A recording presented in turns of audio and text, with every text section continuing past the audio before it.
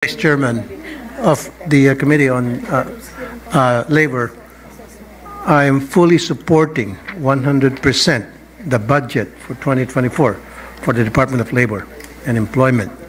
Ibig sabihin, walang kaduda-duda, full-out support po ako.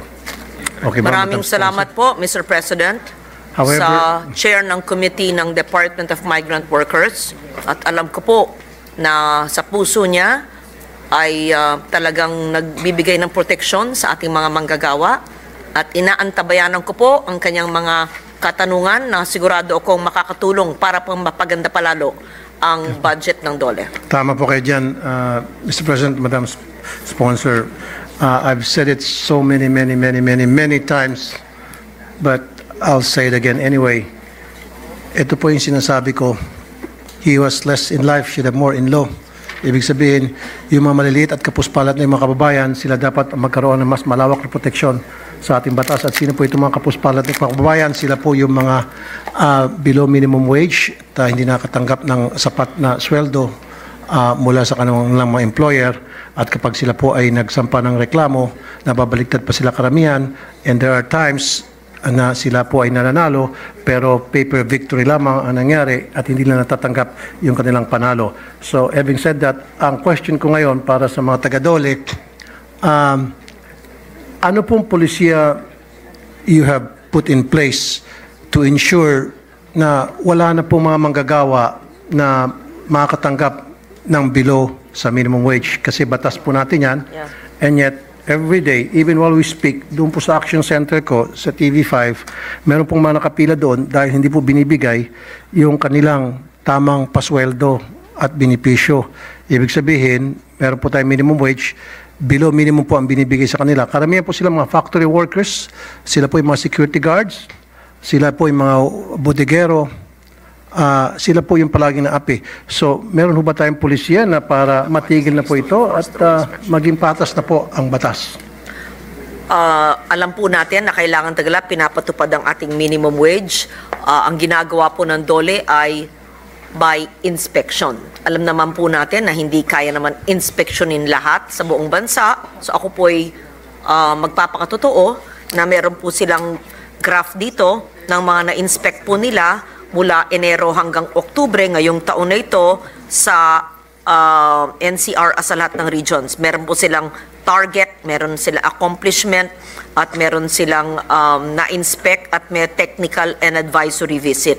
Yun po ang ginagawa nila, labor inspection and technical and advisory visit. Lahat po naman ay dapat sumusunod ng ating mga batas. Alam natin, ang minimum wage nga ay dapat taasan pa nga, pero hindi pa na napapatupad yun.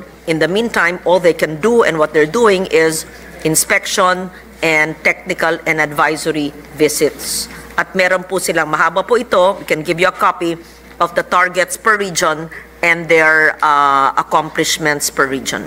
Kahanga-hanga po yan, Mr. President, Madam Sponsor, yung sinasabi niyo may target sila. Pero ang tanong ko, dun sa target nila, meron na hubang nasampulan para naman madala at it will serve as warning to some people there na hindi talaga nabibigyan ng minimum wage. Ito pong ibig sabihin to mga employer. Meron na hubang nakulong at pwede hubang makita yung numero ng mga nakulong o nakasuhan man lang? Meron po silang mga nakita na hindi nagko-comply, so mag-i-issue po sila ng compliance order. Admittedly, walang nakukulong. Dapat po may makulong. Wala pa. Dapat po may makulong. Ayon po sa kanila, no? Dapat may makulong. Dahil kapag walang nakulong na mga employer, dapat may makulong na taga-DOLE. Dahil hindi na ginagawa ang kanilang trabaho. Kala ko ba ay kayo tutulong sa budget? Tutulong sa budget. Pero it doesn't mean na tutulong sa budget tapos maging tamad na sila. Hindi naman po. I'll give them the budget that they fair ask, to they them. require. Yes. I'll give it to them full support. Pero kapalit niyan, gawin nilang trabaho nila para sa mga maliit nating kababayan. Opo. Sinabi ko po, ang kanilang ginagawa ay visits and compliance visits, nagbibigay ng abiso. Sabi nga nila, may mga hindi nagko-comply, so may compliance orders na yung ginagawa, but they were very honest to say sa kaalaman nila, wala pang nakukulong. Wala pang nakukulong. Kaya nga po sana, pwede ho ba akong mag-request na sana po may makulong para may sampulan.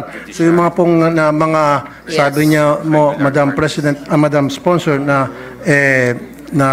call attention na pwede bang bigyan niyo ako ng kopya para ako na po magpa-follow up to make sure na talaga matutuluyan yung mga kumpanyang yun at makasuhan. Kasi hanggat wala po nakakasuhan, ang tingin nila sa batas natin is bungal. Kumbaga, walang ngipin. So dapat lagyan natin ngipin ng batas. At ako po ang pwede magsilbing ngipin. Okay lang po sa akin, magalit sila lahat. Basta I'll make sure na yung batas ay ma-implement. At that's the reason, to be honest with you, Mr. President, Madam Sponsor, that's the promise I made to the mga manggagawa during the election na pagdating ko po dito sa Senado, sila po ay magkakaroon ng boses, lalo na po yung mga palaging naapi ng mga manggagawa at hindi nabibigyan tamang mga sweldo at benepisyo. I'll be the voice for them. Okay. And I'm just doing what I promised them. Bibigay ko po sa inyo ang matrix po nila ng minimum wage, rate of compliance to the minimum wage. January to September of 2023 ang kanilang inspected establishments. Opo. At ang compliance rate ayon dito sa datos ay 93.50. Ang ating talagang it is our desire that everyone will comply with this. Maliit na nga yung minimum wage ay kailangan mag-comply lahat. Kulang na nga po kung tutusin. Tama, kulang I agree na with kulang, you. yes. Kaya nga po, in fact, I made this suggestion last year. Mukhang mabilis mag-oo yung mga taga-dole pero hindi naman ginagawa. Suggestion ko lang to. In my humble opinion, it will be better kung magpaskil po sa lahat ng establishmento, especially sa mga factory, sa mga security agency, sinasabi doon na ito yung minimum wage para sa lugar na ito at ito yung mga karapatan ng mga manggagawa at kapag hindi nasunod ito, meron hotline na pwede yung tawagan. At siyempre dapat yung hotline na yun may sumasagot doon. Wala pa rin pong gumagawa ng ganon. Ginagawa po nila. Meron na po Ayon ba? po sa DOLE ay nagpapaskill po sila ng hard copy. Na, Hard copy, sana yung parang ano ba, karatula. Na, yun nga po, hard copy na poster sa mga establishments. Yes. Not only minimum wage but also Yung mga karapatan overtime nila. pay, holiday pay, and other benefits. At sa baba noon, may nakalagay na hotline na pwedeng tawagin. Yes, meron Hindi- po yun. Kasi po, sa ano yung work area, ang nangyari po kasi, karamihan sa mga halimbawa galing ng probinsya, pupunta dito sa Maynila, hindi na alam magkano minimum wage. So kung ano sasabihin po sa kanila ng kanilang employer, tinatanggap nila, kapit sa patalim. Pero kung meron pong karatula doon, ay, ito pala yung minimum wage sa Maynila, ito pala yung mga karapatan ko, dapat pala overtime, bayaran, night differential, dapat bayaran, etc. You So, do that, hindi right? nasusunod. Yeah. Kailangan pala, may payslip. Hindi nasusunod yung, hindi nabibigay mga karapatan ko yan. Then, nandun yung cellphone number na pwede nang tawagan. Meron po silang ginagawang ganon, Meron. ayon po Okay. sa DOLE, ay Alright. ginawa po nila. Hindi Okay. lang nga yung minimum wage, kundi yung mga benepisyo. So next budget hearing sa 2024, gusto ko po meron na pong nakasuhan na employee hindi po nagbigay ng minimum wage at May kaso. meron pong nakulong. Meron may kaso. Hindi po ako nagbibiro, seryoso po ako ha. Gusto ko po by next year meron pong employer na hindi po nagbibigay sumusunod doon sa minimum wage law na ina-underpay yung po mga manggagawa niya. Bigyan niyo ako ng kahit isa man lang na kumpanya, matutuwa na ako. Pero pag wala, ako po ay manggagalaiti. I'm very sorry to say that right here, right now. Kailangan po merong isa masampulan o matuluyan. Kasi wala po talaga eh. And I'll tell you, Madam Sponsor, ikaw, hindi niyo alam to Madam Sponsor, although si Madam Sponsor, she's my friend. Karamihan sa mga dole sinasabi inspection, pupunta ron. Sasabihin ko lang po sa inyo yung style. Punta ron yung mga taga-dole mag-inspect. Kasi nga po, may nagreklamo. In fact, there are times na natutuwa pa nga kapag may nagreklamo. Pupunta mag-inspection. Pagdating po doon sa area, magkakaroon po ng pag-uusap, yung pong dole inspector at yung pong mga opisyal ng kumpanya. And wala pong representante mula po sa mga manggagawa ng kumpanya. So sila lang po nag-uusap. So hindi alam kung anong pinag-uusapan. Paglabas ng dole inspector, may dala-dala na pong bag. Hindi alam kung anong laman ng bag. At tablado na. Yun na po ang aking observation. At yan po'y base po, meaning, base po yan sa mga nasabi po sa akin. So ang aking po observation, mukhang hindi po seryoso yung dole para masolve po yung problema ng manggagawa. Again, going back to what I promised, susuportan ko po ang inyo pong budget. In fact, mamaya NLRC, meron po akong bibigay na big support. Andito ba yung DBM? DBM? President man DBM? Meron man DBM? Tumago ng DBM? Wala ang DBM? Akala ko. Okay. Anyway, mapapanood naman ito ng DBM. Okay. So okay na po ba yun, yung akin pong sinasabi sa inyo? Kasi for so many years, Mr. President and Madam Sponsor, for so many years, I've been a broadcaster for 20 years. Okay. Walang mintis po yan. Araw-araw, mahaba po ang pila sa aking action center na kung saan mga security guard, mga factory worker, ang reklamo nila, Idol, sir, below minimum po ang aking sweldo. Wala pong bayad sa overtime. 15 hours po yung trabaho ko, 18 hours pa po yung trabaho ko, wala pong overtime. Palagi pa po ako puyat at napapagalitan pa, etc. etc. Wala pong payslip. Wala po akong SSS, wala pong PhilHealth, wala akong pag-ibig. Ganun na lang po palagi ang reklamo. So, kaya nga sabi ko po, nandito na po ako sa Senado, gusto ko po dapat magkaroon po ng kabuluhan yung pagdating ko dito sa Senado. Kaya nga po ang request ko ngayon sa DOLE, gusto ko po by next year sa susunod na budget hearing, meron po talaga natuluyan na nakusuhan dahil sa pagnanakaw sa sweldo ng mga pobre nating mga manggagawa. Kasi ito po, bibigyan kita ng situation kayo dyan sa DOLE. Kapag ang empleyado nagnakaw sa kanyang amo, pinagtatrabahuan, maniwala kayo sa hindi, kakasuhan agad yung empleyado, makukulong sa kasong qualified theft. Tama? As simple as that. Pero, kapag ang amo nagnakaw sa kanyang empleyado sa pamamagitan ng hindi pagbigay ng tamang pasweldo, ninanakaw yung kanyang sweldo at benepisyo, binubulsa, ano nangyari? Hanggang DOLE lang. Pagdating sa DOLE, pag-uusapan lang, pag-aregluhin. Sometimes, wala lang. This is unfair. Ito ang sinasabi ko.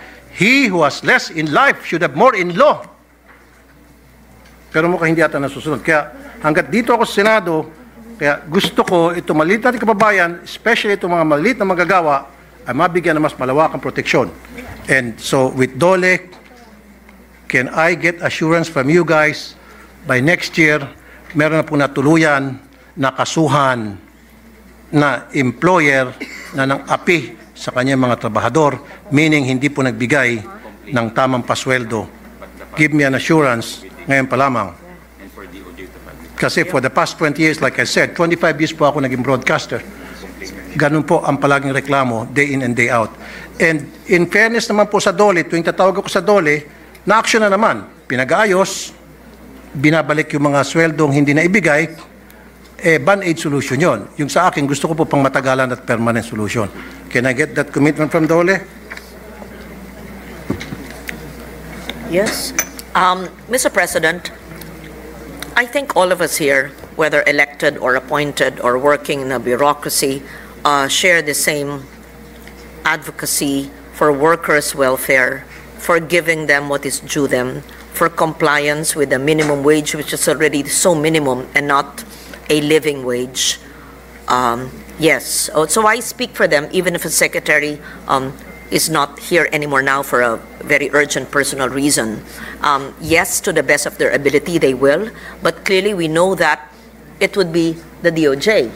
They must file the case there, no? And how can I, a sponsor of the budget, and they watch over the courts to ensure, because I cannot promise you, Your Honor, that as I sit here next year, if I'm still the chair of the budget of DOLE, na may nakakulong ng isa, because you will say that I may be lying if next year walang nakakulong. Okay, pero I cannot answer you, sir, in the affirmative to say, I promise you when the budget comes here, may nakakulong.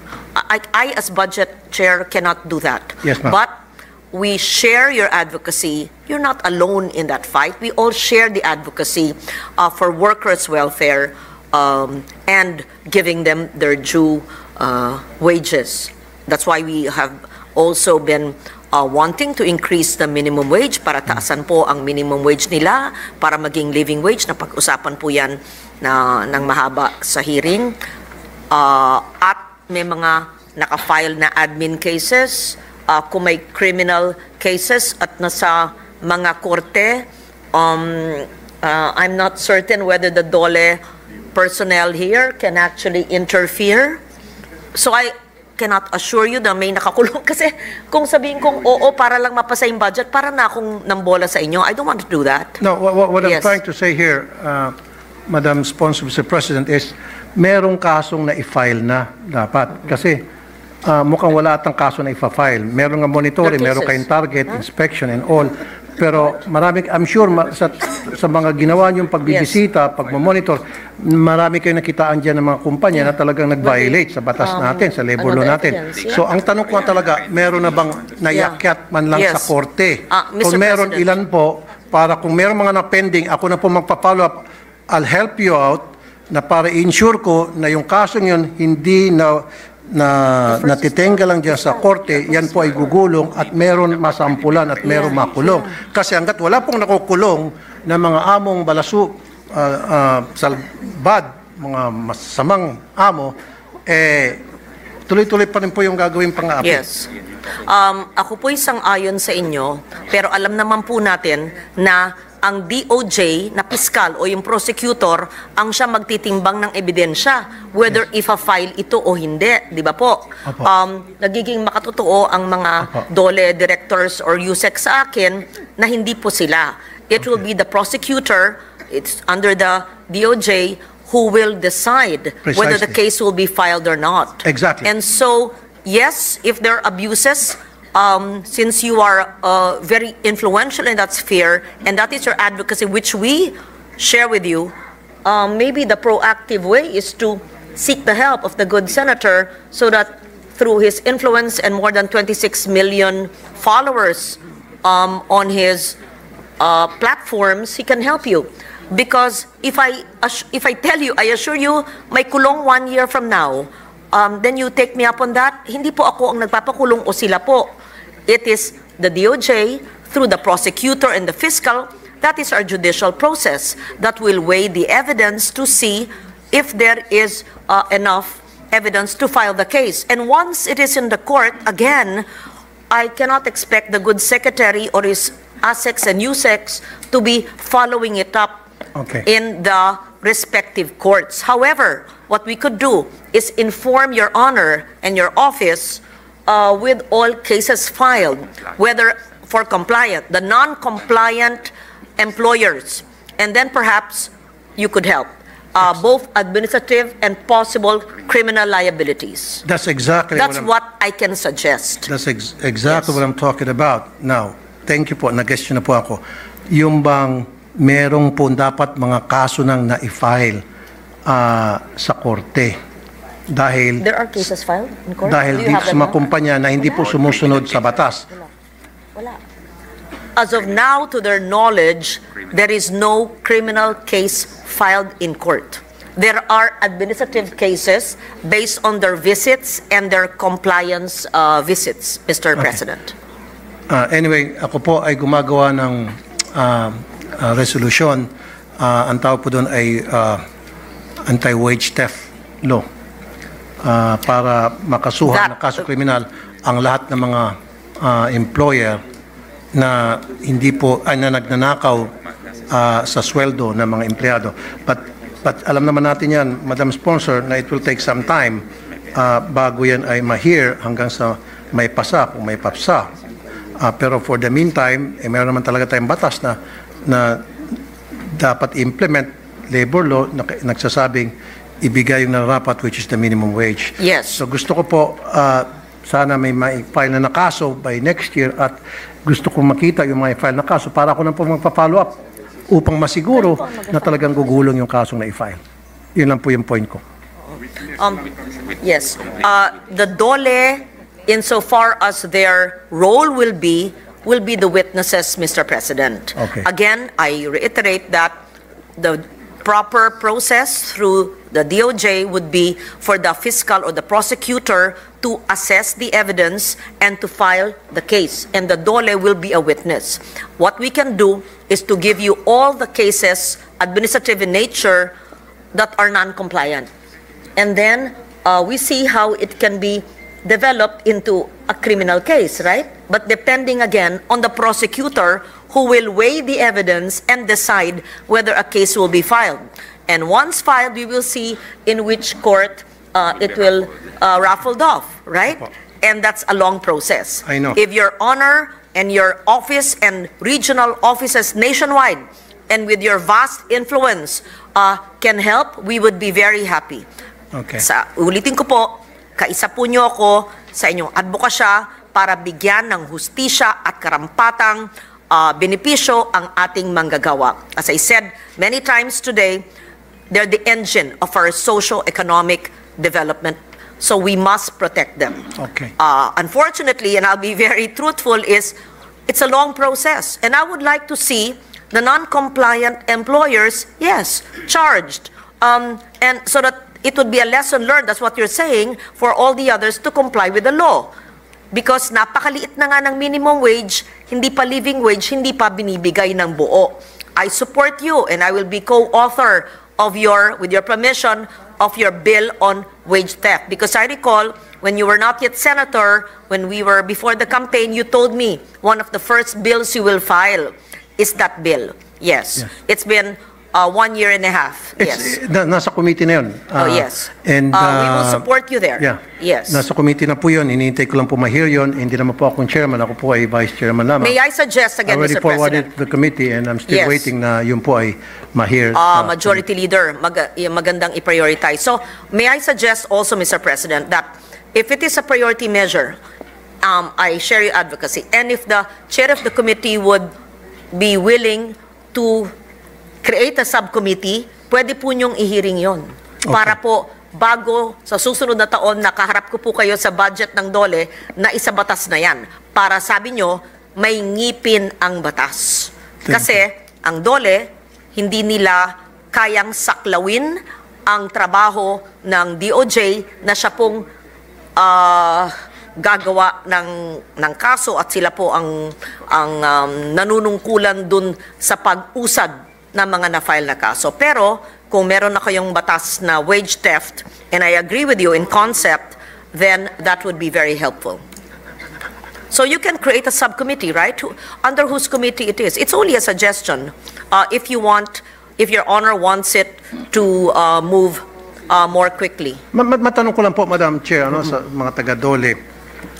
Halimbawa po, sa ginawa niyong inspection, ito po ay para sa mga taga-DOLE, and then sa inyong paggawa ng inspection, base po sa reklamo ng mga manggagawa sa isang factory, paulit-ulit at matagal nang niloloko sila ng kanilang employer at hindi po binibigay yung kanilang tamang pasweldo, wala sila sa minimum wage, wala yung mga benepisyo. Kapag nalaman niyo po yan, na ganun po yung violation for the past, say, 10 years, ganun po yung gawain, ano po usually ang ginagawa ng DOLE? Ano pong course of action? May I know? Continue to issue compliance order, collect. That's all you can do, no? Yes. Compliance order. Compliance order with double indemnity. Double indemnity. Warning. Tapos, kung di kayo pansinin pa. Wala. So, all they can do when they visit, they're non-compliant, issue a compliance order with double indemnity, and then what's next? Subject to writ of execution. Subject to writ of execution. Collect. Then they collect if they don't pay. Good question. If they Then don't pay, if they don't pay, there's garnishment. warning? Garnishment. Garnishment. Have you ever garnished? Yes. That you've Bank done. accounts, yes. Okay. Meron po So, bang na-garnish? Yes. yes, they've garnished bank accounts. Can I get a list of those companies na garnish? They can give you a report, Can Your I Honor. get a Yes. report? Yung mga nakita niyo So, may violation at na-garnish? visitation, compliance order, then writ of execution, and hopefully they comply, double indemnity, but if not, writ of execution and garnishment, right? That's all you can do. I'll tell you, Madam Sponsor, Mr. President, ito po, may record naman to, naka-upload naman to sa channel ko. Ang nangyari, may mga kumpanya, say, 10 years na hindi nagbibigay ng minimum wage sa kanilang mga trabahador. After 10 years, Ano nakakulusot yung 10 years? nakapag-isip kaya nga, magandang tanong, paano nakalusot? After 10 years, magmamarcha po yung mga empleyado, gagawa kong computation. There are times, nakakasingil po ako yung program ko ng 2 million, 3 million, ang pinakamalaki ata na singil 5 million dahil parang 15 sila mga empleyado, nasingil ko na hindi kayang singilin ng dole, hindi sa pagmamayabang, dahil sa akin, nasingil ko na obliga yung kumpanya na bayaran, pero after 10 years. Pero meron kasing limit ngayon na up to 5 years lang ata ang pwede masingil. So kung lumapit sa akin yung mga empleyado, 10 years after, sorry na lang yung 5 years. Parang ganun ata hanggang 5 years lang ata ang pwede makolekta. Anyway, yan sinasabi kong proseso. So what I want you to do, Dole, for the meantime, hanggat hindi pa naipapasa yung bill ko na wage theft, make sure na dapat may napaparusahan doon sa sinasabi niyo ng compliance. Binanggit si Madam Sponsor na garnishment, execution, kung ano pa man yun, dapat meron talaga. Meron napasara, yes. meron pong na-embarguhan ng mga assets dahil ipambayad doon sa kanilang mga empleyado. In fact, meron po ako mga kumpanya na papalusot, tuturuan ko kayo dyan mga taga-Dole. Inobliga ko yung employer na yung kanyang diamond wedding ring. Inobliga ko, biniro ko lang, pero yung biro ko, sineryoso niya, yung kanyang diamond wedding ring, isinanla niya para may pang sweldo lang. Mr. President, I am told that Para maipas... yes, hindi po nila tungkulin at hindi po sila pwede magsara at magpasara. It's beyond their jurisdiction. Hindi, kasi ang pagkakaintindi ko na sabi writ of execution, ano pa ba yung sinasabi niyo? Okay, sorry kung na-misunderstood niyo ako. Ang sa akin, just do something na para maramdaman nitong mga employer yung ngipin ng batas. Yes. Do everything within their Yes, jurisdiction. exactly. But they cannot go beyond what is prescribed for them to do. Yeah. Maybe pwede sila But they can mag-usap-usap, coordinate magkaroon. with the other agencies kung Exactly, hindi nandiyan- nasaklaw ng kanilang jurisdiction. Nandiyan yung BPLO, Business Permit and Licensing Office, sa LGU, pwede sila makipag... Sa LGU. It would be pwede the sila LGU. makipag-usap doon. Yes. Diba? Nandiyan yung DTI. So pwede naman, kung gusto, maraming paraan. Kung ayaw, Yes, maraming Mr. dahilan. President. Diba? We take note of that. There's mga no manggagawa. disagreement. We take note of that. And they're listening intently.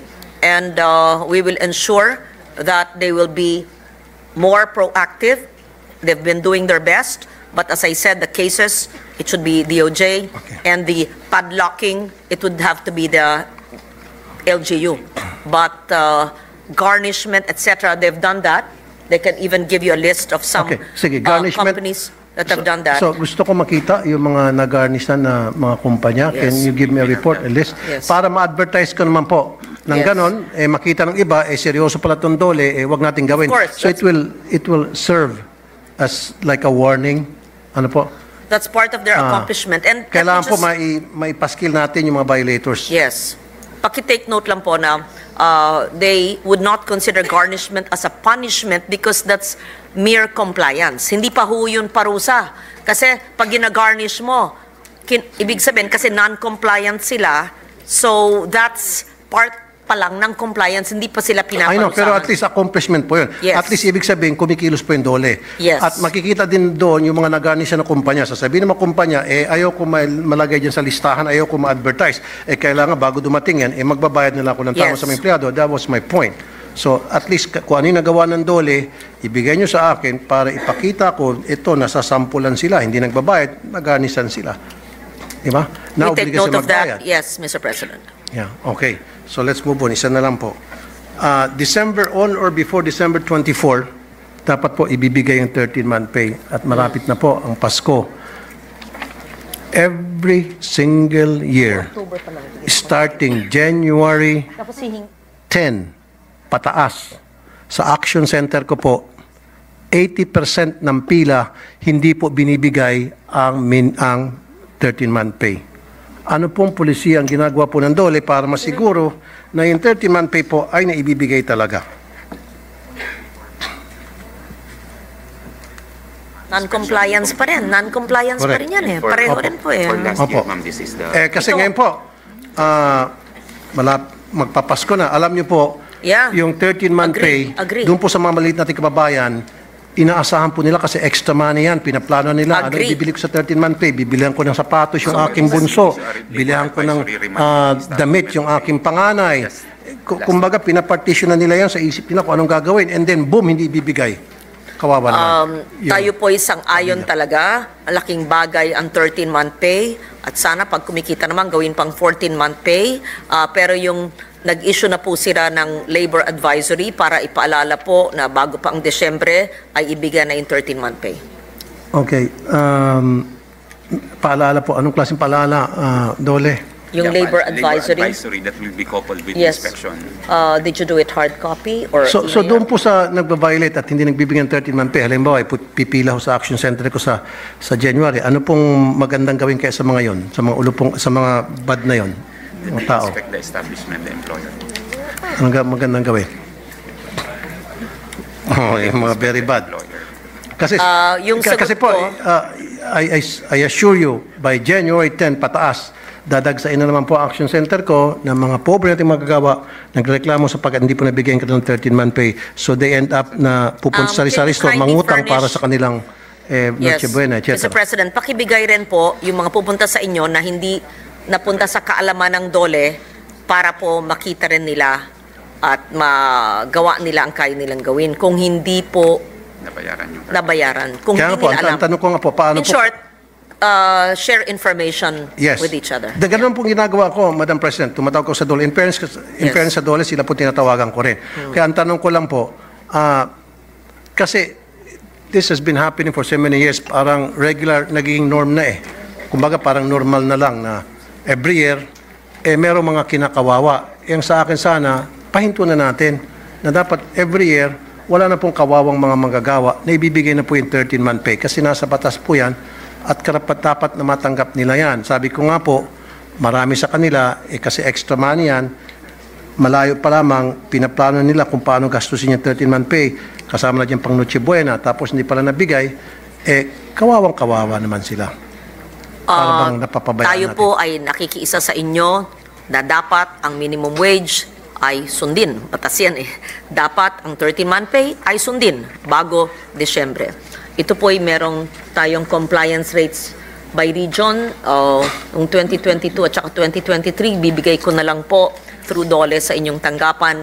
It's a long matrix and the targets and the compliance per region. Pero more than these matrices, more than these numbers, it's really the proactive behavior of everyone concerned in DOLE to make sure that not just a minimum wage but a 13-month pay is followed closely, efficiently. Siguro po, Madam President, Madam Sponsor, Mr. President, siguro yung DOLE, pagdating sa 13-month pay, pwede ho kayong